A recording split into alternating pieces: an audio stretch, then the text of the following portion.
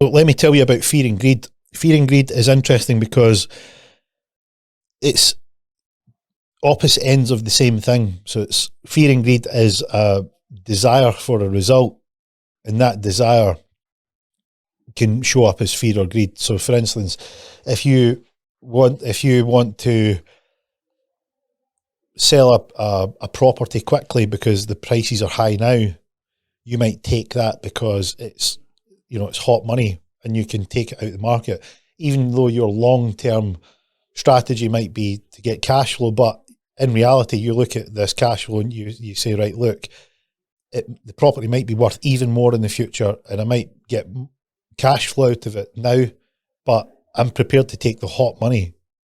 And that could manifest as greed because you think, hey, I could buy, something flash or a cruise or, something short-term gratification. What happens is that's detached from your long-term goal.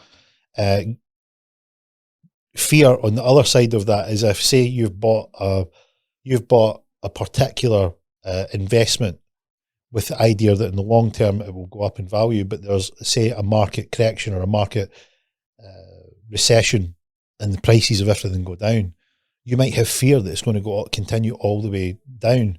So you might want to get out of that at a loss because you fear that it's going to get worse. And that is an emotional decision. Now, there's two ways of looking at this, because an emotional based decision is that you fear it's going to go down. And if you've not looked at any of the information, then yeah, you're basing it completely on emotion.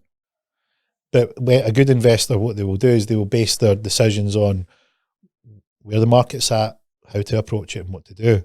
And they will understand that recessions and market corrections are part of the investment landscape, and they will have limits in terms of the pain they're prepared to take. And if it hits that pain threshold, then they'll exit out of the market.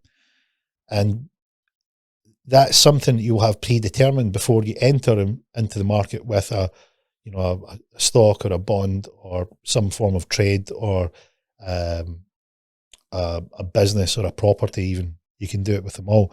But this is where you manage risk. You're assessing the potential highs and potential lows, and then you're working out what is likely to happen.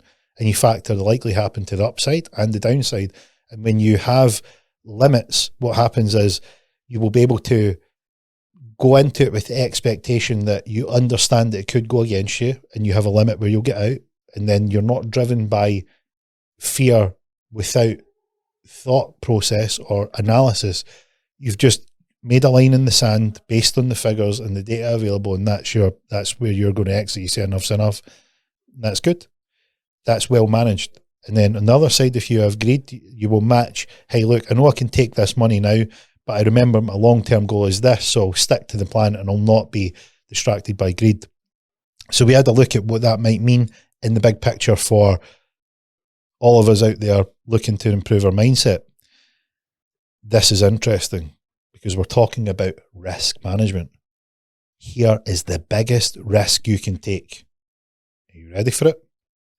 Some people never take the risk, and this in of itself is the biggest risk of them all, because you do not want to get stuck in that narrow mindset that hamstrings your potential.